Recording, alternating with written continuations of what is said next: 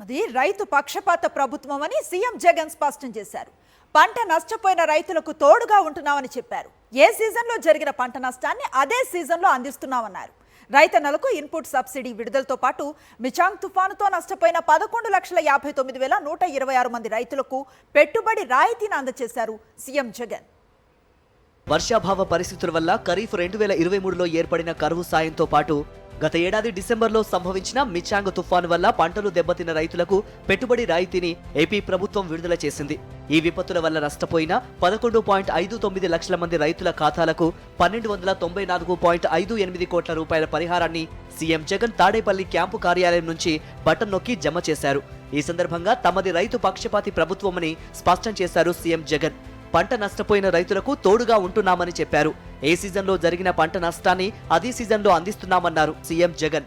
ఎటువంటి పొరపాట్లకు అవకాశం ఇవ్వకుండా, ఎటువంటి వివక్షకు తావివ్వకుండా, ఎటువంటి లంచానికి అవకాశం ఇవ్వకుండా ప్రతి రైతుకు కూడా అందాల్సిన సమయం, అందాల్సిన సహాయం అందాల్సిన సమయంలో అందిస్తా ఉండే పరిస్థితి కేవలం ఈ 55 నెలల పాలనలోనే జరుగుతూ ఉంది అని చెప్పడానికి నిజంగా ఒక రైతు పక్షపాత ప్రభుత్వంగా చాలా అంటే చాలా సంతోషపడతా ఉన్నాను, ఆనందపడతా ఉన్నాను. తుఫాను కారణంగా రంగు మారిన ధాన్యాన్ని, తడిసిన ధాన్యాన్ని వెంటనే కొనుగోలు చేశామన్నారు సీఎం జగన్.